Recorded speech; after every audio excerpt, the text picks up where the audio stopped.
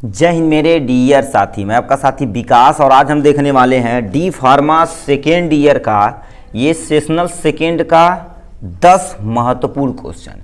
ठीक है, ये आप यदि आप सेकेंड ईयर में हैं और सेकेंड सेशनल का एग्जाम देने जा रहे हैं या हो चुका है तो इसे आप प्लीज़ ज़रूर तैयार करके जाइएगा। और आपसे एक अनुरोध है, यदि आप तीनों सेशनल का तीनों क्वेश्चन का विथ सोल्यूशन आप देख लेते हैं ना, तब आप इससे भी कम से कम क्या कर सकते हैं, 70 से लेके कितना परसेंट, 70 से लेके 80% इसी से मैच किए जाने वाला क्वेश्चन है।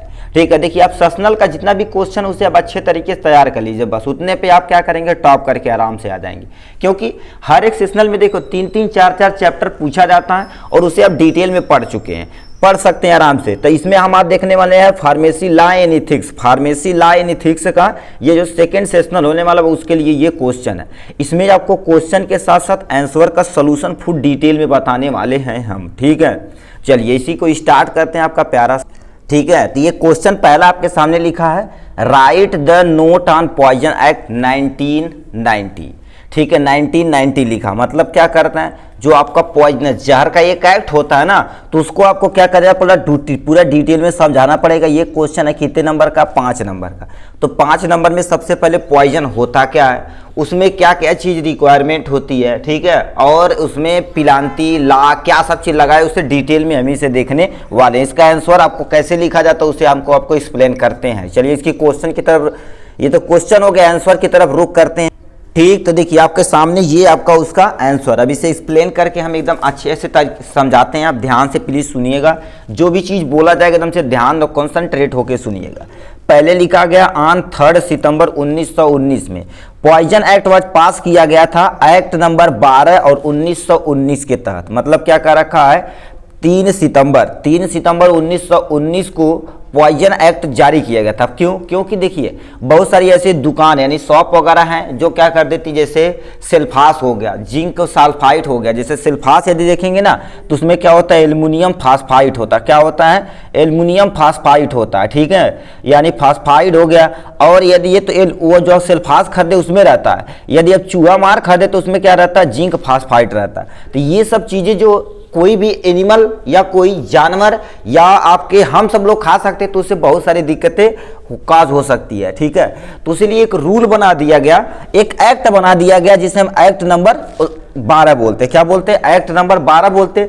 इसके तहत जितने भी आपको पॉइजनस एक जगह से दूसरे जगह इंपोर्ट करना, एक्सपोर्ट करना, मतलब मंगाना या किसी को देना, तो एक कागज में ब्यौरा लिखना पड़ेगा। ठीक है, लिखा in order to the combine amend law associated with regulation of the import poison in sale of poison. मतलब क्या कर दिया, एक लॉ एसोसिएट किया गया, एक लॉ बनाया गया, उसी के तहत रेगुलेट करना। इंपोर्ट मतलब क्या कर देता, किसी भी पॉइजन सब्सटेंस को एक जगह से दूसरे जगह ले जाना या सेल करना, इसी के तहत आपको करना है। ये पहला पॉइंट लिखा। दूसरा पॉइंट लिखा है, the central government regulate the import of poison in India. मतलब अपने इंडिया में देखा जाए तो जो भी आपका पॉइजन है एक जगह से दूसरे जगह उसे यदि रेगुलेट किया जाता है, इंपोर्ट किया जाता है, तो उसे कौन संभालने का काम करता है, सेंट्रल गवर्नमेंट हमारी करती है। कौन, सेंट्रल गवर्नमेंट के तहत किया जाता है। ये दूसरा पॉइंट। तीसरा पॉइंट लिखा, the state government regulate make the rule in possession. ठीक है, यानी possession in sale of the यानी पॉइजन इन देयर एरिया। मतलब देखिए सेंट्रल लेवल से आता है, सबसे पहले देखो क्या होता है, सेंट्रल लेवल रेगुलेट करती है, अच्छा दूसरी कंट्री से आ रहा है कि कहाँ आ रहा है, तो बताओ ये स्टेट लेवल पे जाएगा। स्टेट लेवल पे जाने के बाद स्टेट लेवल पूरा उसका रूल रेगुलेशन करेगी। अब बताओ स्टेट लेवल से किस पे जाएगा, डिस्ट्रिक्ट लेवल पे जाएगा। कहाँ पर, डिस्ट्रिक्ट लेवल पे जाएगा। डिस्ट्रिक्ट लेवल से एक छोटे लेवल यानी विलेज, जिसे हम क्या बोलते हैं, तहसील भी बोल सकते हैं, इस लेवल पे जाएगा। तो इस, ठीक है, इस लेवल पे हम क्या करेंगे, पूरा डिटेल में एकदम देखिए, ये जो डिस्ट्रिक्ट लेवल पे है, ठीक है, डिस्ट्रिक्ट लेवल पे है, तो उस पे जो भी जानी ड्रग्स इंस्पेक्टर वगैरह रहते हैं एक डिस्ट्रिक्ट के, ठीक है, एक छोटे से एरिया के, तो पूरा रेगुलेशन का काम करते हैं कौन, पॉइजन एरिया में। जैसे मान लेते पॉइजन बिक रहा तो उसे रूल रेगुलेशन सब कुछ ये कंट्रोल करने का काम करता है डीआई का। डीआई मतलब ड्रग्स इंस्पेक्टर होते हैं, पूरा स्पाम करते हैं, ये हो जाता है। ठीक है, नेक्स्ट पे आ जाते हैं, किस पे, ऑब्जेक्टिव पे आ जाते हैं। ऑब्जेक्टिव क्या होता है, इसे आप ध्यान से सुनिए, मतलब क्या इसका उद्देश्य है। ठीक है, इस एक्ट का क्या एक्चुअल में उद्देश्य है। देखिए ये रेगुलेट करता है और कंट्रोल करता है इंपोर्टेंट ऑफ पॉइजन और सेल ऑफ पॉइजन। मतलब क्या कर देता है, ये जो एक्ट बनाया गया है ये पूरा अच्छे से कोई भी पॉइजन एक जगह से दूसरे जगह इंपोर्ट किया जाएगा, रेगुलेट किया जाएगा, सबको रेगुलेट और कंट्रोल करने का काम इस पॉइजन एक्ट का है। नेक्स्ट पॉइंट में लिखा central government regulate the important, जो पहले आप पढ़ चुके हैं, ठीक है। अब वही चीजें क्या होता है, यहां से आपको यूज लिखा गया, ठीक है। They prevent of the suicide, अब ये सब क्यों किया जाता है, अब बताइए, यदि हम सब इन सब पे क्या कर दिया जाए, रोक लगा दिया जाए, या आपके देखिए रोक तो लगा नहीं सकते हैं, क्योंकि देखिए जहर है तो कुछ बेनिफिशियल के लिए, कुछ आपके खराब के लिए, ठीक है। अब बेनिफिशियल कहेंगे क्या होता है, जैसे आपको हार्बिसाइड, पेस्टिसाइड, ये सब जितने भी जहर होते हैं, जैसे आपके मान लेते हैं खेतों में बहुत सारे चूहे लग गए, तो आपको क्या डालना पड़ेगा, क्या डालना पड़ेगा भाई, रोडेंट डालना पड़ेगा, मतलब रोडोसाइड, जिसे हम क्या बोलते हैं, चूहा मारने की दवा। तो उसे लाके हम अपनी फसल को तो बचा सकते हैं, मगर कितने लोग होते हैं खा जाते हैं। तो इससे हम क्या कर सकते हैं, सुसाइड को हम क्या कर सकते हैं, प्रिवेंट, सुसाइड को हम क्या कर सकते हैं, कम कर सकते हैं। ये तुम्हारा ऑब्जेक्टिव हो जाएगा, ठीक है। अब आते हैं किस पे, पोसेशन पे आते हैं, ठीक है। पोसेशन, अब इसमें क्या लिखा है, द स्टेट गवर्नमेंट में भी रेगुलेट, ठीक है, स्पेसिफिक पॉइजन, ठीक है। अब स्टेट गवर्नमेंट क्या कर देती है कि स्पेसिफिक पॉइजन पे रूल लगा देती है। अच्छा, सिल्फास आप रहे तो आपके दुकान पे कितनी आई है और कितना बिका हुआ है, कहां से आया है, कौन पर्सन ले गया, ये सब कुछ क्या कर देते हैं, एक अच्छे से काम करते हैं। एक लोकल एरिया में सब ये सब कुछ क्या कर देते हैं, कमेटी बैठाई जाती है, ठीक है। और पॉइजन, अब देखिए किसमें बहुत सारे होते हैं, जो कैटल होते हैं, जो जानवर होते हैं, वो खा के बहुत सारे मर जाते हैं। तो ये सब रूल रेगुलेशन एकदम अच्छे से बनाया गया है, उसी को दिया जाता है जो जिम्मेदार व्यक्ति होता है, किसी बच्चे को नहीं दिया जा सकता पॉइजन, ठीक है। नेक्स्ट पॉइंट में लिखा है this is done to the written restriction on the poison by the local citizen, मतलब क्या कर देता है, वो जो तुम्हारे पॉइजन बेचा जाएगा तो एक सेटिस्फाई पर्सन रहेगा, रूल रेगुलेशन के साथ दुकान खोला रहेगा, उसी को एक्सपोर्ट और इंपोर्ट किया जाएगा। वो तो अलग बात है कि इधर उधर से आप मंगा लेते हैं, ठीक है, क्योंकि देखिए वो तो इनलीगल, आपको देखा जाए तो इनलीगल अपने इंडिया में तो बहुत सारा कार्य होता है, ठीक है। मगर आप तो होशियार आदमी हैं, तो उसे आप ये सब जितना रूल रेगुलेशन से काम करेंगे तो आपके लिए बेनिफिशियल रहेगा। Possession for sale and sale of poison, मतलब कैसे आप बेच सकते हैं, ठीक है। तो सबसे पहले देखिए स्पोर्ट, यानी देखो स्टेट गवर्नमेंट लीगलाइज करती आइदर होल इन, ठीक है, any area of the trustees in administration cell of the mention poison, मतलब क्या कर रही है, स्टेट जो गवर्नमेंट होती है पूरे एरिया में या छोटे से एरिया में क्या कर देते हैं, जो भी आपका पॉइजन सेल हो रहा है उसे मेंशन करने को कहती है।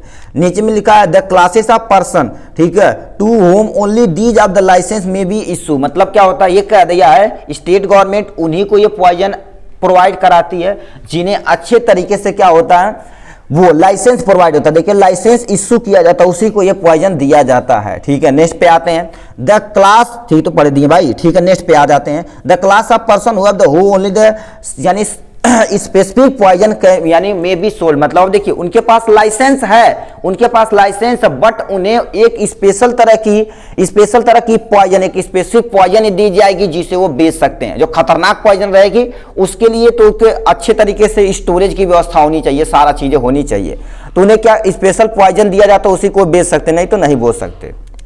नेक्स्ट पे आते हैं, लिखा the maximum quantity of the specific poison can be sale of the single person, क्या कर सकते हैं, यदि किसी पर्सन के पास, ठीक है, सारी चीजें व्यवस्था, लाइसेंस है, ठीक, सब रूल रेगुलेशन फॉलो कर रहा था, तो वो क्या लार्ज क्वांटिटी में, मैक्सिमम क्वांटिटी में भी वो बेच सकता, कम क्वांटिटी में भी बेच सकता, ठीक है। नेक्स्ट लिखा the maintain of cell register, हाँ भाई एक रजिस्टर होता, अब उस रजिस्टर में पूरा कौन पर्सन ले गया, कितना अमाउंट में ले गया, क्यों ले गया, मोबाइल नंबर, आधार कार्ड, सब आपको क्या करना पड़ेगा, सेल रजिस्टर में नोट करना पड़ेगा, और वो आएंगे जब यानी डीआई तो उन्हें आपको दिखाना पड़ेगा। All the detail must be registered and expected होना चाहिए, मतलब वो एक अच्छी कॉपी होनी चाहिए, सब अच्छे से दिखाना, या कंप्यूटराइज, अब तो बहुत सारे ठीक जगहों देखा जाए तो क्या कर दिया जाता है, कंप्यूटराइज कर दिया जाता है, कंप्यूटराइज कर दिया उसी के अकॉर्डिंग अपना काम हो जाता है, ठीक। नेक्स्ट में लिखा है poison contain labelling over vessel and packaging ETC, मतलब जो भी पॉइजन है यदि लेबल होना चाहिए, मतलब जैसे रूम में रखा गया दुकान में ना, तो उस पर लेबल होना चाहिए कि ये पॉइजन वाली चीजें हैं, जैसे ना होता काउंटर है, ठीक है, यानी अड्डी है, अड्डी में देखेंगे ऐसे ऐसे होता है, तो उसमें दवा पे नाम लिखा रहता, तो एक कोना बनाइए जिसपे आप पॉइजन रखेंगे, उस पर अच्छे से मेंशन करिए जाए, रेड पेन से, किसी भी पेन से वहां पर लिखिए पॉइजन, ठीक है। तो ये सब आपको करना पड़ेगा इसके बारे में, ठीक है।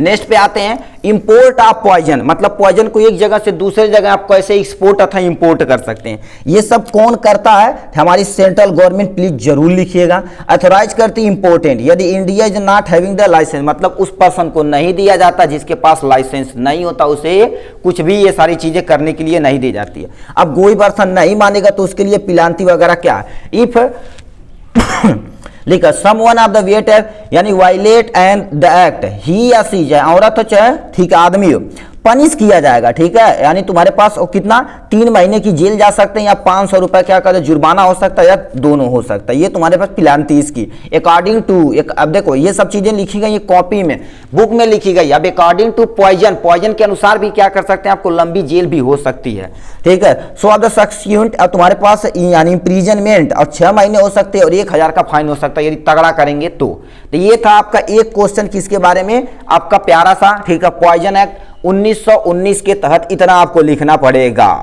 ठीक है। तो ये हो गया पहला क्वेश्चन। दूसरा क्वेश्चन पहले इस सेशनल में आ चुका, प्लीज एक्सप्लेन कर चुके हैं, ठीक है। अब नेक्स्ट तीसरा क्वेश्चन, राइट द CPCESE, मतलब इसके बारे में बताना। अब एनुअल क्रूल्टी वाला देखे थे ना, उसमें इसका ये फुल नेम है। अब ये होता क्या और इसका एक्चुअल में काम क्या होता है, ये आपको कितने नंबर का मिलेगा, 3 नंबर का मिलेगा। तो इसका हम क्या करते हैं, एनुअल क्रूल्टी वाला देखे हैं कि नहीं, यानी जो तुम्हारे पास इंस्टीट्यूट एनिमल एथिक्स कमेटी होती है तो उसमें ऐसे मेंबर होते हैं जिसे हम क्या बोलते हैं, CPCES बोलते हैं। इसी के बारे में हमें पूरा डिटेल में एक्सप्लेन करना पड़ेगा और उसका फंक्शन भी 3 नंबर का। ये चलिए इस पे चलते हैं, ठीक है, ठीक है। तो ये आपके सामने ये रहा, चलिए उसी को समझाना है आपको। देखो IAEC is the committee, group of individual register by the committee, जिसे हम क्या बोलते हैं, देखिए यहीं पर लिखा ECI के तहत ये जो तुम्हारे पास रजिस्टर पर्सन होता है उसी को हम क्या बोलते हैं, CPCSE बोलते हैं। इसका फुल नेम क्या भाई, देखिए अब लिखा register by the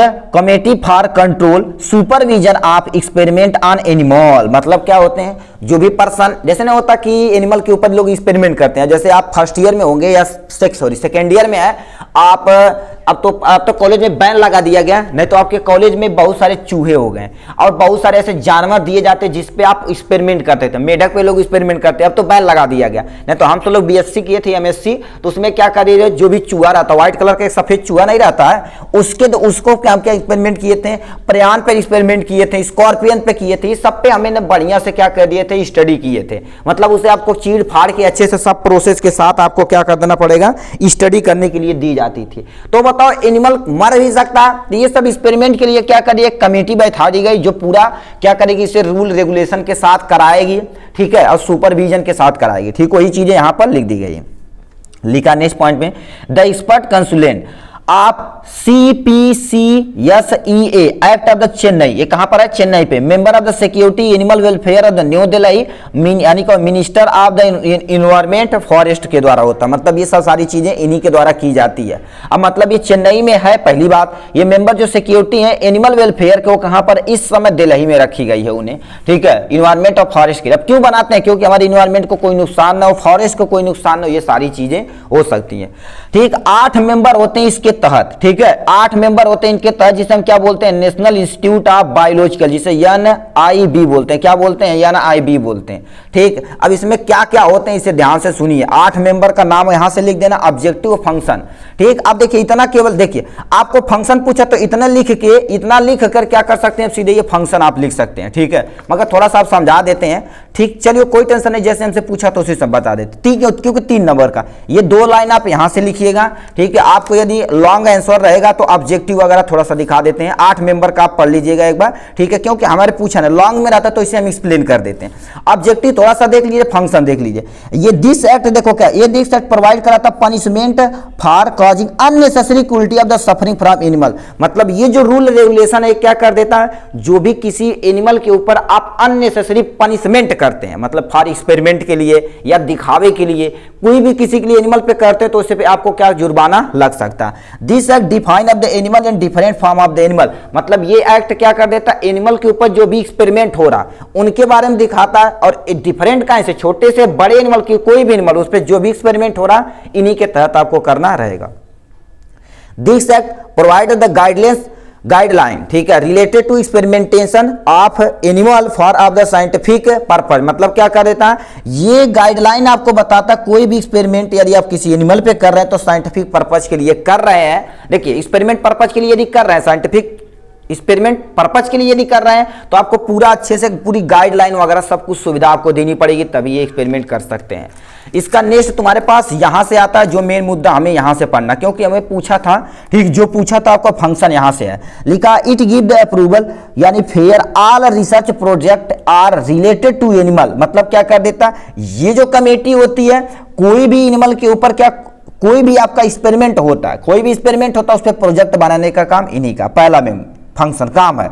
every member of the CIEA होता है, ठीक है, ये होता तो इस पे होता क्या है, ठीक, IEA, ठीक, IAEC has been right to of the question, मतलब आप क्या कर सकता है, यदि इसका पूरा कर्तव्य बनता है कि कोई भी पर्सन यदि इसकी मेंबर का है तो आपसे क्या कर सकता है, सही से क्वेश्चन जा सकता है, जहां एक्सपेरिमेंट हुआ वहां पर सीधा धड़ा घुस जाएगा, आपसे पूरा अच्छे से क्वेश्चन करेगा, यदि आप उसमें फेल हो गए तो आपके ऊपर पेनल्टी लगाई जा सकती है। ये हो गया, क्योंकि लॉ बनाएगा उसी के अकॉर्डिंग आपको क्या करना। It can not approve any research project of the large animal like goat, यानी तुम्हारे पास गोट हो गया, यानी डॉग हो गया, गोट हो गया, इसी पे नहीं कर सकते। देखिए अब उस पे चूहे हुए पे रोक लगा दी गई है, मगर आप यदि पूरे अच्छे से करते तो उस पे आप कर सकते हैं, ठीक है, ये सब सारी चीजें आप यहां से कर सकते हैं। बट एक चीज और है, यदि आप लार्ज एनिमल पे करते हैं तो आपको क्या कर सकते हैं, पेनल्टी लग सकती है, ठीक है, ये हो गया पहला। It monitor the research experiment institute and lab, मतलब ये क्या कर देता, मॉनिटर किया जाता है रिसर्च और एक्सपेरिमेंट और कहां पर, इंस्टीट्यूट और लैब में, ये सब यदि किया जाता तो इनके गाइडलाइन के तहत ही किया जाता। अब ये सब फॉलो करते हैं इंस्टीट्यूट वाले लैब वाले तब कर सकते हैं, ठीक है। The committee ensure the all requirement equipment are available before the experiment, मतलब एक कमेटी पहले वहां जाती है फिर इंश्योर करती, मतलब श्योर करती है जितनी इस एक्सपेरिमेंट के लिए रिक्वायरमेंट इक्विपमेंट है वो सही से है तो उसे परफॉर्म करने देगी, नहीं तो उसे बीच में ही क्या करना पड़ेगा, रोकना पड़ेगा। ये पॉइंट लिखा, the committee has been insure complication with the regulate requirement, ठीक है, एप्लीकेशन रूल गाइडलाइन लॉ वगैरह, ठीक, मतलब एक सुपरविजन पर्सन होना चाहिए जो पूरे पर यानी एक्सपेरिमेंट को परफॉर्म करने के दौरान वहां पर खड़ा रहे, ठीक है, और जो भी इक्विपमेंट रेगुलेशन क्या कर, जो भी तुम्हारे पास रिक्वायरमेंट अब रूल है, गाइडलाइन है, लॉ, ये सब कुछ अच्छे से रहेगा तो आपको करने देगा। तो क्योंकि उसके बारे में पूछा था, उसके बारे में 2 लाइन लिखिएगा, 4-5 पॉइंट कॉमन आपको ये लिख देना, काम खत्म। नेक्स्ट पे चलते हैं, ठीक है, ठीक है। नेक्स्ट क्वेश्चन हमसे पूछा है, note on national list of essential medicine, ये देखिए ये कितने नंबर का है, ये 5 नंबर का है, ठीक है। National list of essential medicine, इसे शॉर्ट में क्या बोलते हैं, NLEM बोलते हैं, इसे प्लीज याद कर लीजिएगा, national list of essential medicine. इस पे हम चलते हैं, इसे एक्सप्लेन करते हैं क्योंकि ये 5 नंबर का है, ठीक है, इसे एक्सप्लेन कर देते हैं, ठीक है। तो ये आपका 5 नंबर का भाई, ठीक है, तो इसका आपको क्या करना पड़ेगा, इसके बारे में पहले इंट्रोडक्शन लेना पड़ेगा, उसके बाद क्यों जरूरी पड़ गई है ये सब बनाने उनाने के लिए, फिर आपको लिस्ट में क्या क्या चीज आता है, शेड्यूल S1, S2, S3, ये सब सारी चीजें हम डिटेल में देखने वाले हैं। तो यहाँ पर लिखा है national list of essential medicine, जिसे हम शॉर्ट में क्या बोलते हैं, NLEM, इसे शॉर्ट में आपसे पूछ सकता है 1 नंबर में यहाँ से, ठीक है। तब से ये पहले वर्ड को समझिए, national list of essential medicine, essential मतलब जरूरी, मेडिसिन मतलब दवा, और नेशनल लिस्ट मतलब क्या होता है, हमारे कंट्री में एक ऐसी लिस्ट जारी की गई है जो किसी भी हॉस्पिटल में या किसी भी क्लिनिकल पे होनी चाहिए, जरूरी होता, उसी को हम क्या बोलते हैं, national list of essential medicine बोलते हैं, ठीक है। अब इनके बारे में हम पढ़ते हैं पहले। Essential medicine are those medicine satisfy the priority health care and need of the population, मतलब एक छोटे से एरिया में यदि आप हॉस्पिटल खोल रखे हैं, ठीक है, खोल रखे हैं तो हेल्थ के लिए वो बहुत ही जरूरी है, जो बहुत जरूरी मेडिसिन होती है उसी को हम एसेंशियल मेडिसिन बोलते हैं। नेक्स्ट पॉइंट में लिखा है, this list made up of the consider of disease prevalence, efficiency यानी इफिकेसी, सेफ्टी, कॉम्प्लीट यानी क्या होता है, comparative, cost, effectiveness of the medicine, मतलब ये क्या दिया है, कोई भी मेडिसिन है यानी डिजीज है, ठीक है, डिजीज है, ओ एफिकेसी टू सेफ्टी, मतलब आपको कह दिया है, जैसे मान लेते छोटे से एरिया में है, अब किसी भी पेशेंट को सेफ्टी के लिए जो भी रिक्वायरमेंट होती है दवा की वो हॉस्पिटल में होनी चाहिए, तो सेफ्टी होनी चाहिए और क्या इफेक्टिवनेस होना चाहिए, मतलब सस्ती भी होनी चाहिए और वहां पर होनी चाहिए और इफेक्टिव होना चाहिए, कि नहीं ऐसा कि लाख रख दिए कुछ इफेक्ट नहीं पड़ रहा उसमें चलाने से, ऐसा नहीं होना चाहिए, इफेक्टिवनेस होना चाहिए आप मेडिसिन, उसी को हम क्या बोलते हैं, एसेंशियल मेडिसिन लिस्ट बोलते हैं। ठीक है, नेक्स्ट में लिखा है दे शुड अवेलेबल। ठीक है, ये कह रखा है they should be available in such way of the individual and community can be afford. मतलब क्या होता है, यदि हॉस्पिटल में प्रेजेंट है वो मेडिसिन होनी चाहिए जिससे कोई भी पर्सन यानी इंडिविजुअल या कमेटी में क्या कर सकता, कोई भी पर्सन आराम से अफोर्ड मतलब खरीद सकता। ठीक है, लिखा this medicine are the intent to be available in adequate amount. मतलब क्या होता है, एडिक्यूट अमाउंट में वहां पर प्रेजेंट होना चाहिए कोई भी मेडिसिन, उसी को जैसे हॉस्पिटल में है तो वो प्रेजेंट होना चाहिए। जैसे मान लेते कोई इमरजेंसी पेशेंट आया तो उसे ट्रीट करने के लिए आप दवा खोजने थोड़ी जानी पड़ेगी, तो वो प्रेजेंट होनी चाहिए, उसी को हम इसेंशियल मेडिसिन बोलते हैं।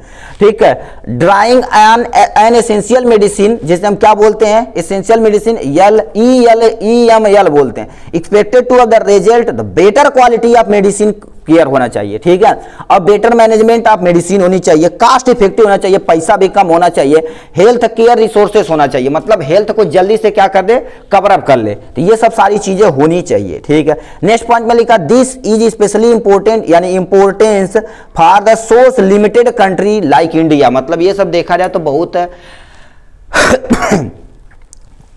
लिमिटेड होता है। ठीक है, वही चीज यहां से बोल रहा है। ठीक, नेक्स्ट में लिखा है यानी ministry of health, family welfare government of India hence यानी क्या दे रखा, prepare and release one first यानी first national list of essential medicine in India 1996 में। मतलब 1996 में अपने यहाँ देखा जाए तो उसमें क्या कर दिए थे, देखो उन्होंने देखा कि हमारे हॉस्पिटल में बहुत सारी ऐसी दवाएं जो जरूरी नहीं है जिससे बहुत सारे पेशेंट की डेथ हो जा रही है। ठीक है, तो उन्होंने क्या, सरकार ने एक रूल निकाल दिया। ठीक है, एक रूल निकाल दिया कि आपके हॉस्पिटल में कुछ ऐसी मेडिसिन है जिसे इसेंशियल मेडिसिन कहते हैं, वो आपको होनी चाहिए किसी भी हॉस्पिटल में। अब कब वो किया गया था, 1996 में। इस मेडिसिन कितना मेडिसिन इसमें इंक्लूड है, यानी 279 मेडिसिन होनी चाहिए एसेंशियल मेडिसिन, ये कर दिया इसके बारे में। ठीक है, तो ये चीजें उन्होंने बोला पहले ही। ठीक है, अब ये अब पूछेगा पहली बार इंडिया में पहली बार नेशनल इसेंशियल मेडिसिन कब जारी किया गया था, 1996 में। ठीक है, अब ये नंबर लगभग नहीं पूछेगा मगर ये सन जरूर पूछेगा क्योंकि ला इन हित में सन पूछता भाई। ठीक है, दिस लिस्ट, अब इस लिस्ट के अंतर्गत देखा जाए फिर रिवाइज की गई 2003 में। अब उसमें क्या कर, इतनी मेडिसिन से इतनी मेडिसिन बढ़ा के कर दी गई है। ठीक है, अब पूछेगा पुनः रिवाइज कब की गई है, कितने ऐड कर दी गई, इतने ऐड कर दिए मेडिसिन और है इसमें ऐड कर दिया गया, मतलब इतने थी मेडिसिन और इसमें बहुत सारी ऐड इसमें करके इतना पहुंचा दिया गया। ठीक है, लेटर 2011 में लिस्ट बाद दोबारा क्या कर दिया गया, उसे रिवाइज किया गया। बहुत सारी ऐसी मेडिसिन थी जो अननेसेसरी पड़ी हुई थी तो उसे कम कर दिया गया। अब कितना कर दिया गया, 348 मेडिसिन कर दिया गया। फिर टिल जून 1800, ठीक है 2018 में, ठीक है 2018 में 1800, अब देखो 851 मेडिसिन कर दी गई। लो भैया, इसमें बहुत सारी ऐसे डिवाइस थी जैसे जो रेगुलेट करती हैं, फॉर मेडिकल डिवाइस यूज की गई। अब डिवाइस मतलब क्या हो, जैसे आपका वो LNG वगैरह समझते हैं ना, जो कॉपर टी वगैरह होता है जो सेक्सुअल ट्रांसमिटेड डिजीज को बचाने का काम करता है। ठीक है, और यानी इंट्रा कंट्रीसेप्टिक डिसीज होती है तो उससे बताने के लिए 4 ये भी नहीं याद रहेगा तभी कोई टेंशन नहीं, मगर लिखिएगा 1996 में इतनी मेडिसिन थी, 2003 में इतनी हो गई, 2011 में इतनी हो गई और 2018 में इतनी मेडिसिन को उठा के कर दी गई, बस इतना रखना। ठीक, also regulate under the schedule 1 यानी क्या होता है, schedule 1 base on the NLEM 2015। अब इसी के अंदर क्या बहुत सारा रेगुलेशन किया गया जिससे काम बन गया।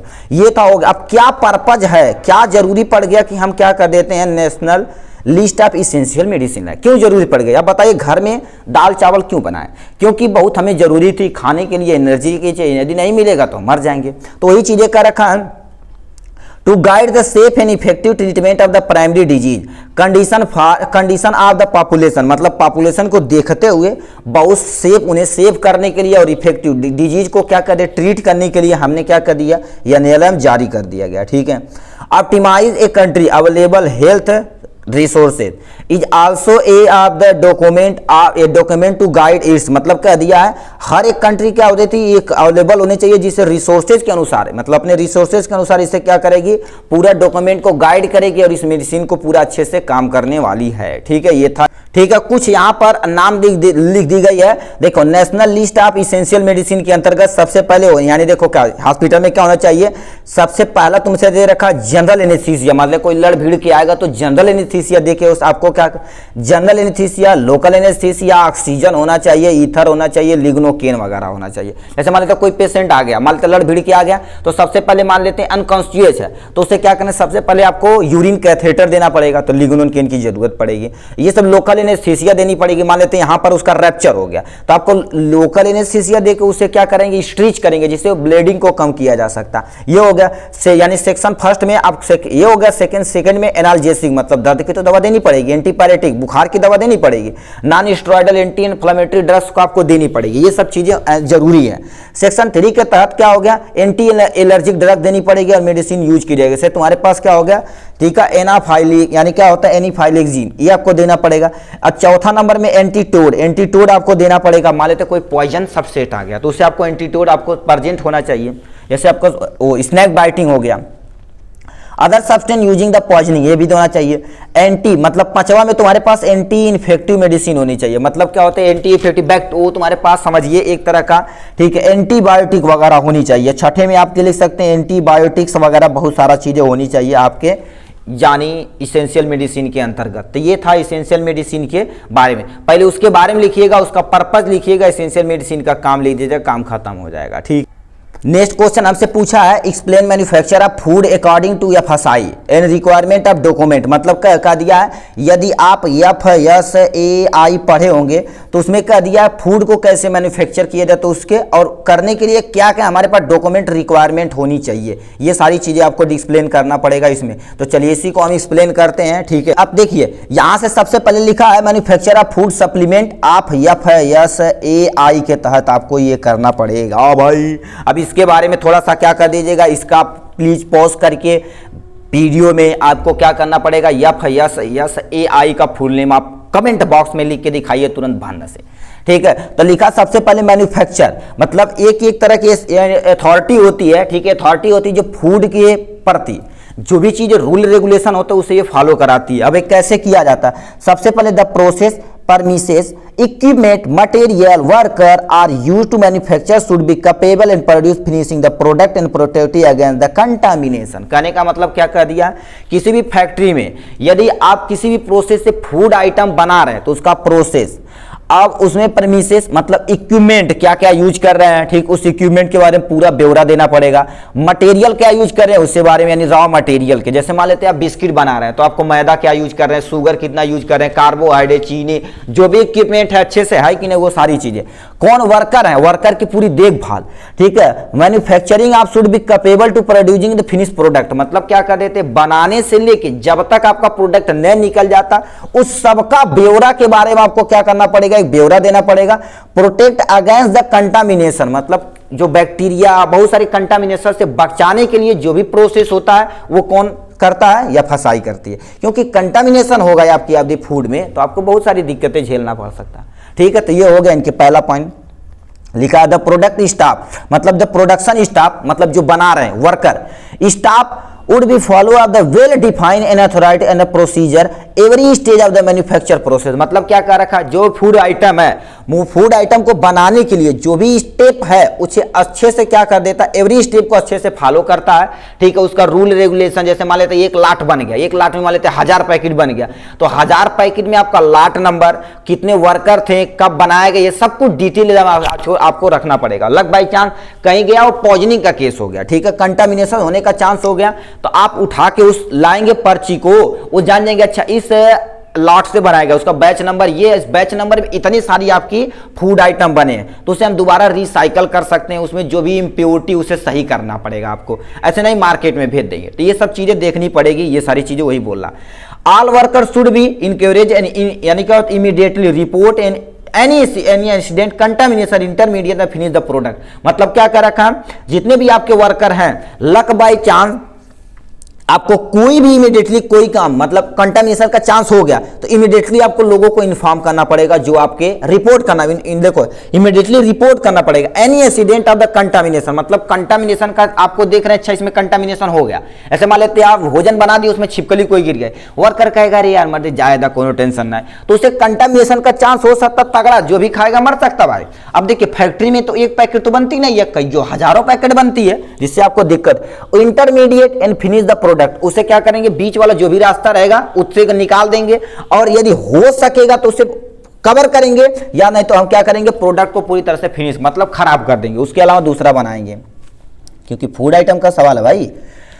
लिखा procedure detail should be recorded in the lot lot manufacture record होना चाहिए, मतलब सबसे कह दिया है, मतलब जो भी प्रोसीजर आप कर रहे हैं, ठीक है, वो रिकॉर्ड होना चाहिए according to lot manufacture record. जैसे नहीं आप देखेंगे कोई भी चीज लॉट नंबर, बैच नंबर, ये होता है ना, तो उसके बारे में सब कुछ एकदम डिटेल में होना चाहिए, ये सब कुछ एकदम रिकॉर्ड कहीं ना कहीं होना चाहिए भाई, ठीक है, कि इस मान लेते ये बैच में कितने, ये बैच नंबर है तो बैच में कितने काम कर रहे थे लोग, सब कुछ एकदम रजिस्टर पे होना चाहिए, ठीक है। अब लिखा डूरिंग द यानी processing the use of the material bulk, ठीक है, मटेरियल बल्क कंटेनर शुड भी लेबल होना चाहिए, इंडिकेट ऑफ द प्रोडक्ट, यानी इंडिकेशन भी प्रोसेस होना चाहिए। तो ये था मैन्युफैक्चर के बारे में। अब क्या क्या डॉक्यूमेंट रिक्वायरमेंट है उसके बारे में हम बताते हैं, क्योंकि देखिए जो पूछा उसी को सटीक लिखिए, देखो सटीक लिखेंगे कि नहीं घुमाना फिराना ये सब काम नहीं। अब कहेंगे तो स्टोरी नीचे हम बता देंगे, मगर इसकी रिक्वायरमेंट देखो, हमसे इतना पूछा था मैन्युफैक्चर ना लिखा पता मैन्युफैक्चर ऑफ फूड सप्लीमेंट यानी एफएसआई के बारे में।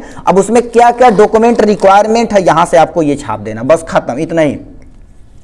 Requirement of document for FSI, ठीक है, document of the writing in the official worker language of the manufacture facility clear होना चाहिए, अनमिस्टेकेबल होना चाहिए, और क्या होती है इंस्ट्रक्शनल मैनर में होना चाहिए, मतलब जो भी आप डॉक्यूमेंट लेके आए हैं वो ऑफिशियली पूरा अच्छे से बढ़िया होना चाहिए, जो भी वर्कर है वेल डेवलप होने चाहिए, ठीक है। अब इसमें दो चीजें आते हैं, सबसे पहले लिखा है प्रोडक्ट स्पेसिफिक डॉक्यूमेंट, मतलब जो भी प्रोडक्ट है उसके बारे में, प्रोडक्ट के बारे में पूरा अच्छे से, कौन सा मटेरियल रॉ मटेरियल यूज कर रहे हैं, कहां से मंगवा रहे हैं, कितने टेम्परेचर पे क्या चीज कर रहे हैं, ये सारी चीजें, कितना पैकेट बनाए, ये सब कुछ आपको डिटेल में करना पड़ेगा, तो प्रोडक्ट से रिलेटेड। और जनरल वाले तुम्हारे पास जनरल मैन्युफैक्चर में आपको क्या कर सकते हैं, जैसे इंस्ट्रक्शन क्या यूज करते हैं, प्लांट आपका कहां, लोकेशन वगैरह ये सब। तो प्रोडक्ट के बारे में define authority master of formula करना पड़ेगा, मतलब करेंगे, मतलब क्या कह दिया, जो भी आप चीज है आप देखिए उसमें आईपी पढ़े होंगे, आईपी मतलब इंडियन फार्माकोपिया, तो उसमें लिखा रहता है, एक बुक रहती फार्माकोपिया कि मतलब कोई भी ड्रग्स में कितना इंग्रेडिएंट मिलाना है, कितना परसेंटेज मिलाना है, ये सब रहता है कि नहीं।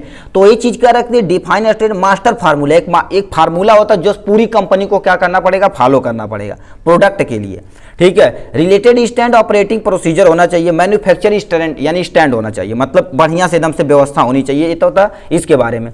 जनरल मैन्युफैक्चर, ठीक है, मैन्युफैक्चर डॉक्यूमेंट के लिए क्या होना चाहिए, जैसे जनरल मैन्युफैक्चर के लिए plant operating instruction for production operator, मतलब कोई भी चीज यदि प्रोडक्ट बना रहे हैं तो उसका पूरा क्या होता है, ऑपरेटिंग इंस्ट्रक्शन होना चाहिए एकदम डिटेल में, ठीक है। ये हो गया। बहुत सारा क्या होता है, जैसे या फसाई के लिए क्या होता है, ऐसे बहुत सारे महत्वपूर्ण कागज हैं कि आप कौन सी कंपनी खोल रहे हैं, रजिस्टर है कि नहीं, लाइसेंस है कि नहीं, वर्कर अच्छे से हैं कि नहीं, वो सब चीज यहाँ से आप क्या कर सकते हैं, नोट कर सकते हैं अपनी भाषा में, ठीक है। तो ये था इनके बारे में, ठीक है। ये बुक में इतना ही दिया है, आप यहाँ से लिखने के लिए कर सकते हैं। मैं यानी जो भी कंपनी होनी चाहिए वेल रजिस्टर होनी चाहिए, जो भी वर्कर होना चाहिए अच्छी क्वालिटी के होने चाहिए, मटेरियल भी आपका जो रॉ मटेरियल यूज कर रहे हैं वो भी बढ़िया से होना चाहिए, ठीक। सबका क्या होता है, एक लाइसेंसिंग कागज होना चाहिए, तभी आप एफएसआई में एंटर कर सकते हैं। ये था इनके बारे में। नेक्स्ट क्वेश्चन की तरफ रुक कर, ठीक है। तो यहाँ नेक्स्ट हमसे दे रखा पॉइजन लिस्ट ऑफ, ठीक है, पॉइजन सब्सटेंस, मतलब जो पॉइजन की सब्सटेंस है उसका लिस्ट बनाएगा ना, अगर यानी सेक्शन ए सेक्शन बी ऐसे होता होगा ना, तो उसी के बारे में आपको यहाँ से करना पड़ेगा। ये आपका कितने नंबर का, 3 नंबर का, तो इसके बारे में आपको यहाँ से हम बता देते हैं, ठीक है। यहाँ से देखिए सबसे पहले list of the poison substance, देखिए 2 लिस्टों में वैसे बांटा गया है, ठीक। मेनली देखा जाए तो कई हो, मगर हमारे सिलेबस में 2 ही है, ठीक। इसमें क्या दे रखा है, लिस्ट ए, लिस्ट ए के अंतर्गत आते हैं एकोनाइट आते हैं, एकोनोनिन आते हैं, ठीक है, एकोनोनाइन आते हैं, आर्सेनिक, एट्रोपिन, वेलाडोना, क्लोरो, ठीक है, क्लोरोहाइड्रेट आते हैं, कोका प्लांट आते हैं, पोटेशियम साइनाइड आते हैं, और क्या होगा डाइमार्फिन, जिसे हम हेरोइन के नाम से बोलते हैं, नहीं कहते हैं चरस, अफीम, गांजा, तो वो सब हेरोइन के नाम से आते हैं। डिजिटैलिस हो गया, इसी के अंतर्गत आता है। एकोनोनिन आता है, लेड आता है, यदि लेड आप ज्यादा अमाउंट में लेते तो आपकी परेशानी बहुत सारा बढ़ सकती है, ठीक है। और क्या होगा नक्स, ठीक है, ओमिका आते हैं, बार्बोटेरिक एसिड आते हैं, ये सब लिस्ट के अंतर्गत रखे जाते हैं। जैसे मान लेते हैं आपसे, देखिए पूछ दिया जाए लिस्ट ऑफ पॉइजन सब्सटेंस, तो बोल देना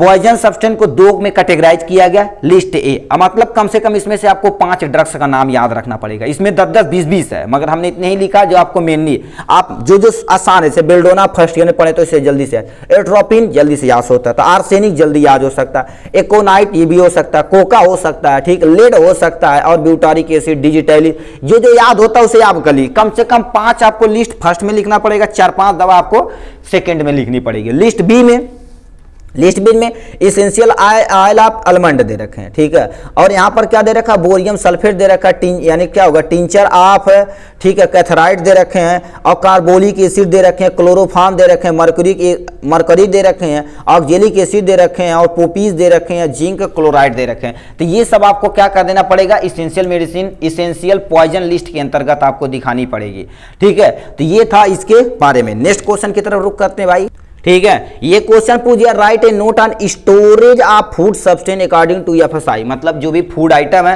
एफएसआई के अनुसार कैसे आपको स्टोरेज करना, उसके बारे में आपको यहाँ पर लिखना पड़ेगा। तो इसका हम क्या कर देते हैं, 38 पे हम चलते हैं, ठीक है। यहाँ से लिखा स्टोरेज ऑफ फूड सप्लीमेंट को कैसे स्टोरेज कर सकते हो, तो भी 3 नंबर का पूछा है। यदि बनाना चाहें तो आप कईयों बना सकते हैं, तो हम भी इनमें 5 पॉइंट आपको बता देते हैं, उसी का काम हो जाएगा, ठीक है। जो सटीक चीजें आप लिखेंगे ना, कम से कम 3 नंबर, 1 पेज या आधा पेज में आपको सटीक लिख देंगे तो काम बन जाएगा। Storage of food supplement, all item are the conventionally होता है, available for load assemble are the needed. मतलब क्या कर रखा है, जितने भी तुम्हारे पास आइटम है वो क्या कर देते हैं, वो देखिए जितने भी फूड आइटम होते हैं अकॉर्डिंग टू या फसाई आपको रखना है, तो क्यों हर एक आइटम किसी भी किसी से असेंबल करना पड़ेगा कि ये चीज़ें फूड आइटम यहाँ पर रखी गई है और इतने डेट पे बनी है, क्योंकि आपको क्या करना पड़ेगा, एफआई, ठीक है। यानी देखो क्या दिया, फीफो आप याद रखेंगे, ठीक है। फीफो यानी फर्स्ट इन फर्स्ट आउट, मतलब क्या होता है, जो ई लिख देना यहाँ से, ठीक है। फर्स्ट इन यहाँ पर आई है, ठीक है, आई है। फीफो मतलब जो भी प्रोडक्ट पहले बना है, फर्स्ट इन आए, मतलब आपके कंपनी में जो पहले आया उसे बना के जल्दी से क्या कर देना, आउट कर देना, तो पुरानी चीजें आपके बची रहेगी, जिससे आपकी कंटामिनेशन, मतलब आपका प्रोडक्ट लॉस, एक्सपायरी हो सकता है। Sale vitamin row storage in the horizontal and parallel रखना, मतलब जो भी चीज फूड आइटम है हॉरिजेंटल रखना, एक के ऊपर रैक बना देने से दवाई नहीं रखी जाती है। अब बताइए तरे ऊपर घास देंगे तो दिक्कत होगी ना, आप जब बोरा भर देंगे, चाहे छमनिया बोरा लेंगे, आपको देखो मेडिकल स्टोर में कितना छमनिया 2 छमनिया बोरा लेंगे, उसी के अंदर सब भर देंगे। मान लेते कोई पेशेंट आया, कहे भाई हमको पेंटाप्रोजोल चाहिए, तो छमनिया बोरा कुरवेंगे, अरे है, अरे यार लगातार चापक उठल, ठीक है, तो खराब हो जाएगा कि नहीं। तो वही चीजें क्या होता है, हॉरिजेंटल रखना या पैरेलल रखना, एक के ऊपर रैक बना देना, और रैक में छोटा छोटा रैक बना के 2-2 4-4 डिब्बा एक रैक में रख देना, तो एक के ऊपर लोड नहीं पड़ेगा, तुरंत आइडेंटिफाई कर लेंगे। तो वो सारी चीजें होनी चाहिए। Pallet should be place of the systematic manner, मतलब क्या होता है, जो भी पैलेट है, ठीक है, पैलेट को क्या सिस्टमैटिक मैनर में रखना चाहिए, अल्फाबेटिकल अरेंज कर दीजिए फूड आइटम को, ठीक है। तो वो सारी चीजें आप अपने अनुसार कर सकते हैं, ठीक है। All material and product should be of the correctly tag with lot number है, मतलब जितने भी तुम्हारे पास मटेरियल है, चाहे रॉ मटेरियल हो चाहे प्रोडक्ट हो, रॉ मटेरियल है तो उससे अब कब आया है, कैसे आया, कहाँ यूज होगा, उस सबका लिखना पड़ेगा। और जो भी प्रोडक्ट बन के रखा गया तो उस पर लॉट नंबर का टैग लगा होना चाहिए कि इस लॉट में ये बना हुआ है, ये यहाँ पर चाहिए, कब बना है, मैन्युफैक्चर डेट आपको पता है, आपको जानना कि ये जो प्रोडक्ट पहले बन चुका तो इसे पहले भेज दो, जाओ बिका है, ठीक है। तो ये सारी चीजें होनी चाहिए। प्रॉपर स्टॉक रोटेशन होना चाहिए, maintain the first in first out, यहां पर देखो भाई लिखा भाई फर्स्ट इन फर्स्ट आउट, मतलब रोटेशन व्यवस्था होनी चाहिए। फर्स्ट इन फर्स्ट आउट मतलब क्या, जो प्रोडक्ट पहले बना उसे मार्केट में पहले जाएगा, यदि आप रखे रहेंगे, ठीक है, रखे रहेंगे तो दिक्कतें हो सकती है। जैसे मान लेते हैं आपके पास रैक है, यहाँ पर 1 डब्बा 2 डब्बा 3 4 डब्बा है, ठीक है। अब मान लेते हैं देखिए आगे का एक दिन में 3 डब्बा बिक गया, ये 3 डब्बा क्या हो गया, सेल हो गया, आपका 2 डब्बा बचा। मान लेते हैं आप ऑर्डर कर दिए, 2 डब्बा आ गया, यहाँ पर आगे ही लगा दिया, पीछे बचा हुआ 2 डिब्बा, तो आप इसे सेल नहीं करेंगे तो आपके लिए दिक्कत बनेगी कि नहीं। मान लेते हैं ऐसे चलता जाए तो ये क्या होगा, नियर एक्सपायरी हो जाएगी या एक्सपायर भी हो सकती है, तो ये आपको नहीं करना है। स्टोरेज में ये सारी चीजें आपको रूल फॉलो करना है, ठीक है। नेक्स्ट क्वेश्चन आपसे पूछ दिया, explain drugs and price control of DPCO 2013। इसके अंतर्गत आपको क्या करना है, एक्सप्लेन करना पड़ेगा इसके बारे में। मतलब कोई भी ड्रग्स है, मतलब हमारे पास मर्जी की हम मिटका के 100 रुपए का दवा था 500 लिख दिए, तो हमारे पास पेनल्टी लग जाएगी कि नहीं, तो उसे कोई ना कोई कंट्रोल करने वाला होना चाहिए भाई, ठीक है। तो उसी को हम देखेंगे इसमें, ठीक है।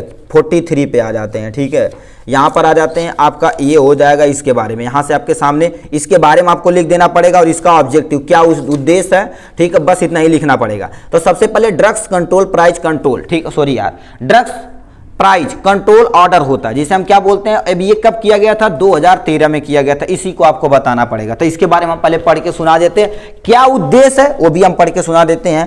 ठीक, लिखा है DPCO the part of new drug policy यानी क्या होता है, announce by the central government, मतलब सेंट्रल गवर्नमेंट के द्वारा क्या करिए अलाउ किया गया।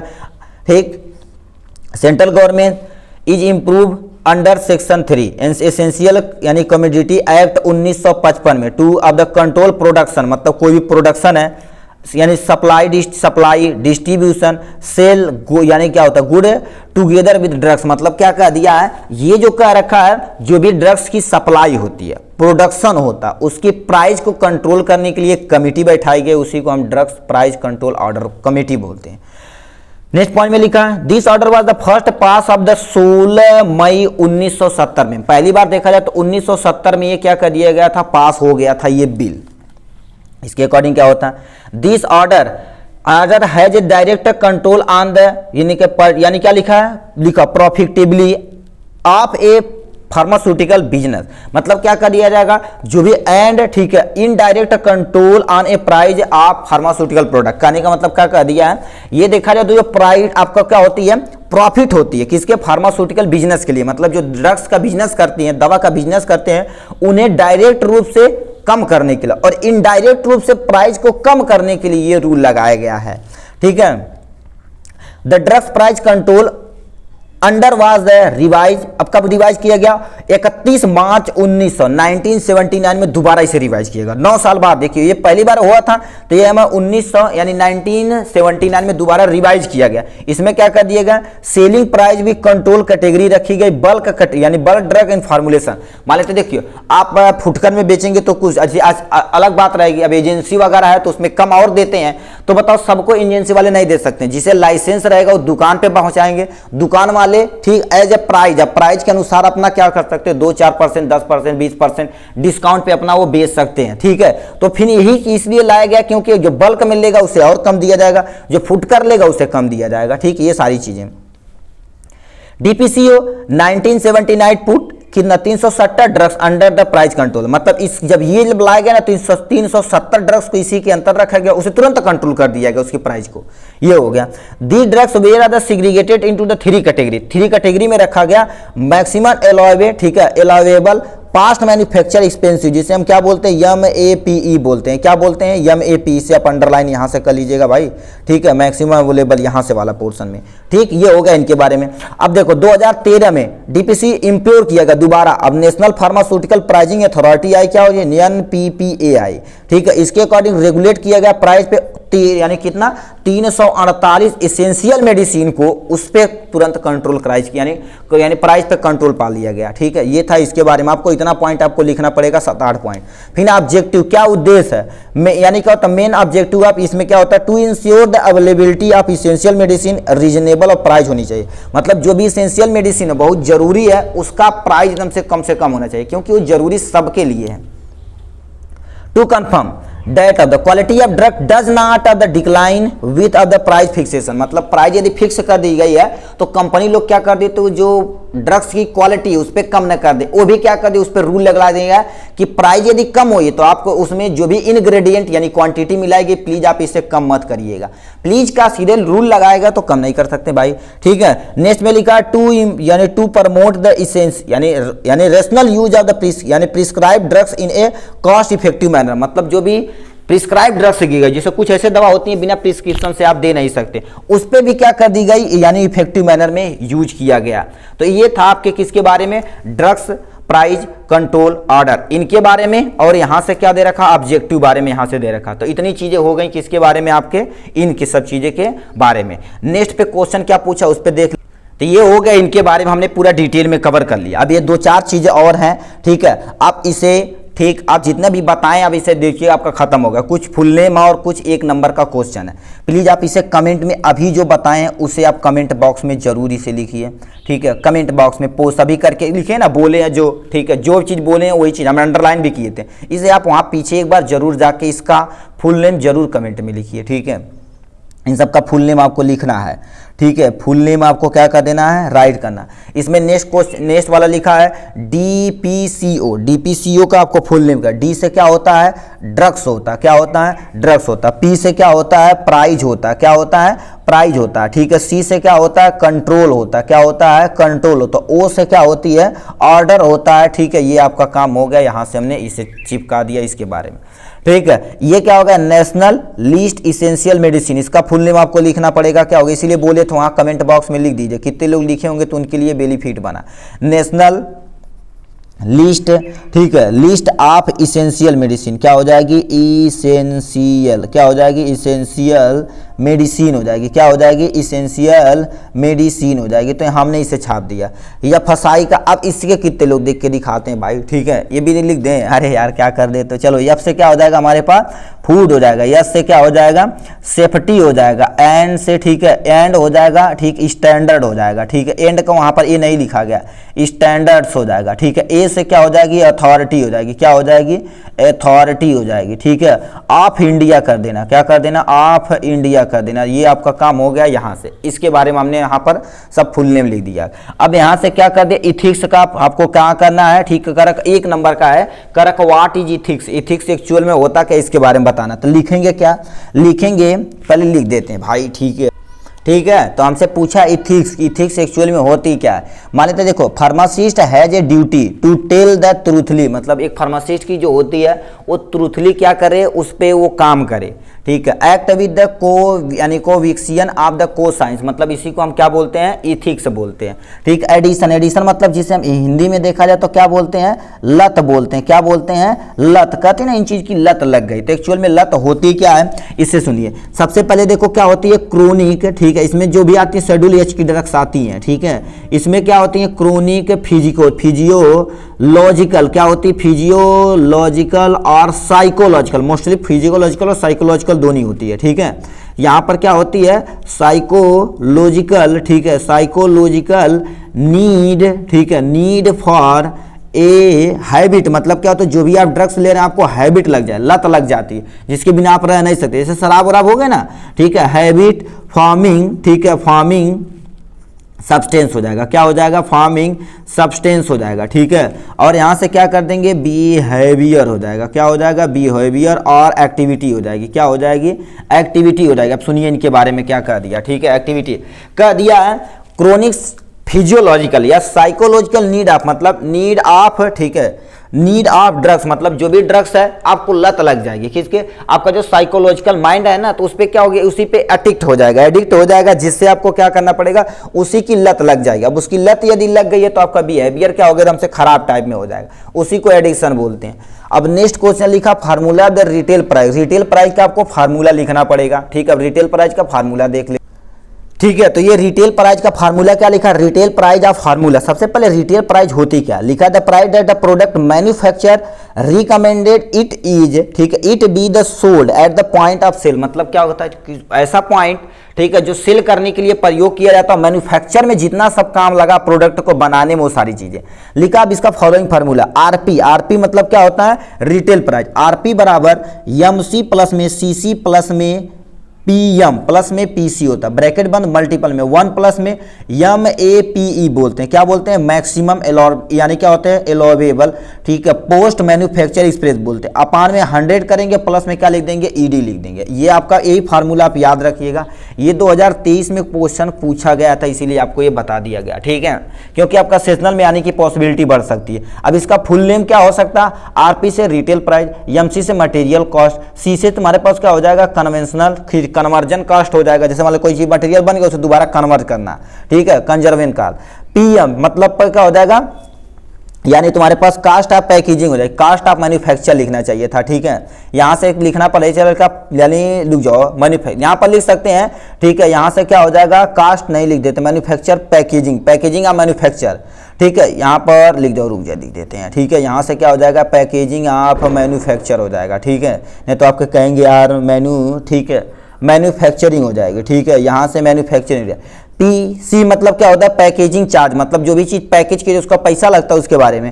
पी ए एम ई हो जाएगा, क्या हो जाएगा, sorry M A P E मतलब मैक्सिमम, यानी क्या होता है अवेलेबल, ठीक है, अवेलेबल, ठीक है। यहाँ से पोस्ट मैन्युफैक्चर एक्सपेंस हो जाएगा। ईडी मतलब क्या होता है, यानी एक्सेसिव ड्यूटी, मतलब कोई एक्सेस ड्यूटी किया उसके बारे में यहाँ से आपको डिफाइन कर देना था। तो ये था आपका टोटल आपका सेकेंड ईयर का लॉ एंड एथिक्स का एक प्यारा सा हमने क्या कर दिया, पूरा डिटेल में कवर कर लिया। आज के लिए बस इतना ही, फिर मिलेंगे नेक्स्ट वीडियो में नेक्स्ट टॉपिक के साथ। तब तक के लिए bye bye and take care.